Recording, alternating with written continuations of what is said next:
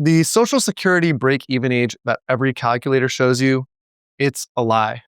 And I'm going to prove it to you in this video. If you're planning to wait until age 70 to claim Social Security, there's a 95% chance you'll never actually break even. Let me show you why.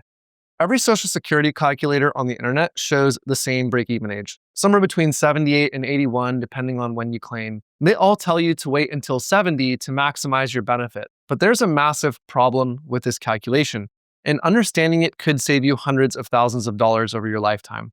So let me show you what every calculator is showing you. On the screen here is a pretty typical export from a financial planning tool. This is someone who's 65 years old, single, it's a male, and if they claim Social Security right now at age 65, they would get $2,383 per month. But if they wait until age 70, which you can see over here, that benefit would grow to $3,410 a month. Now, the software says that the break-even point is 16 years from now, which would be at 81 years old for this gentleman. Simple math, right? Wait 5 years from 65 to 70, then claim. You get an extra $1,000 and change a month. And if you live past 81, the math ends up in your favor and you win.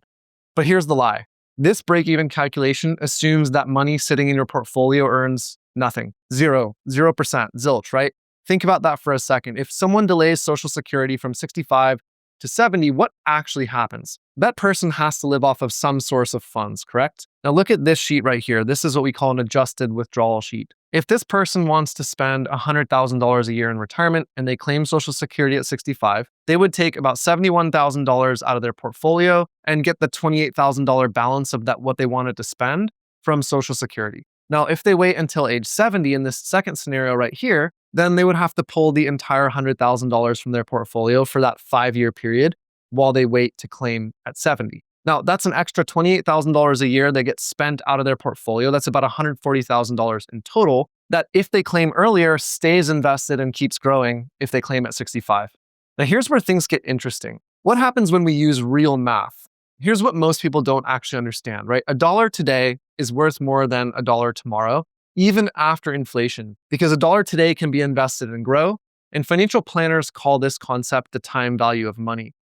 When we factor this in using what's called a net present value formula, watch what happens to the break-even age. And this third spreadsheet here is a net present value calculator. What I have it set here is when we put a discount rate, which is the rate of growth we might expect on the dollars that stay in the portfolio if we can use Social Security to fund our lifestyle, then it will turn yellow at some point on this timeline when we have the break-even age. So if we have a 4% discount rate, meaning we're getting a 4% rate of growth on our portfolio while we take Social Security, then the break-even age for this person when they claim at 65, were they to claim at 70, would be here at age 87. So it's not the age 81 that you're shown in the first image that we showed, it's actually at age 87. When we change this discount rate and say maybe you're getting a pretty conservative still rate of return of 5%, your break-even age for this gentleman all of a sudden jumps to age 90. And when we toggle this to a 6% discount rate, this person's break-even age doesn't even occur before age 95. In fact, I know it happens at age 96. And that's actually reasonable to expect for a balanced portfolio over the long term, that 6% discount rate.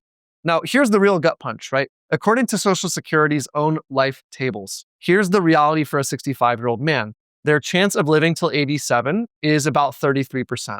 Their chance of making it to age 90 is about 21%, and their chance of reaching 96 is less than 5%. So let me say that again. You'd be betting your entire retirement or a big portion of your retirement funds on something that has a 95% chance of never happening, which is potentially living till age 95 in order to get the break-even or the payout of delaying claiming Social Security till age 70. Now, the question is, would you take that bet with your money if you had a 5% probability of success and a 95% probability of failure? Now, here's another problem. If you delay Social Security, meaning wait till 70 in this scenario, you're pulling $143,000 from your portfolio in your most vulnerable years. They're right at the start of your retirement. Well, you have the longest retirement lifespan. And one bad market event during that window, it can destroy your entire plan. And this is what's called sequence of returns risk, and it's real. But here's what no spreadsheet can really capture. At age 65, your money is also worth a lot more to you than at age 90 because you can buy the things you want to buy as opposed to buying the things that you need to buy. So let me explain this in reality. At age 65, you can climb castle steps in Ireland. You can spend a couple weeks in an RV with your spouse. You can get down on the floor and build Legos with your grandkids. At age 90, you're not building Legos. You're just trying to remember to take your medication or have someone take care of you. And you're optimizing for the wrong phase of retirement, right? So here's a 3-step framework that you might want to screenshot to use to determine when to claim Social Security. The first step would be determine your discount rate. And that depends on your expected investment returns. You could say that a conservative investor could use a 4% rate of return, a discount rate. A balanced investor might use a 5% discount rate, and an aggressive investor maybe uses a 6% rate. If you're not sure, talk to your financial advisor, ask your CPA, get counsel. This is not financial advice, but the first step would be to check your discount rate. The second step here would be to check realistic life expectancy tables. The Social Security Administration actually provides this. They provide actuarial tables that show the probability that you'll live to a certain age based on your current age. According to that table, a 65-year-old man has about a 20% chance of reaching age 90. For a female, it's about 32%. The point here is be honest with yourself about your health and your family history and about your expected longevity. The third step here would be to stress test what's called your bridge years.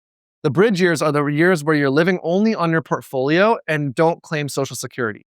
The question here is, can you actually afford to pull exclusively from your portfolio for 5 years without destroying your plan if the market crashes? Beyond that, the question would be, can you live a lifestyle that would be enjoyable and worthwhile and rewarding without having Social Security to buff up your spending while you're still young enough to enjoy that time period? So the key here is running your numbers with your assumptions. And so, look, claiming Social Security isn't really just picking a start date, and it's not even just about the math, right? Standard break-even math will often tell you to wait until age 70, but the real break-even math that includes these time value of money calculations and what we call net present value calculation says you'll probably unlikely to break even by delaying. The difference is potentially hundreds of thousands of dollars that you'll actually get to spend versus money you might never see. If you want the exact 4-step system that we use at Peak Financial Planning to optimize Social Security and retirement spending decisions without relying on misleading break-even ages, I put together a free webinar. The link is in the description below this video. Thank you for your time and attention. I'll see you in the next video.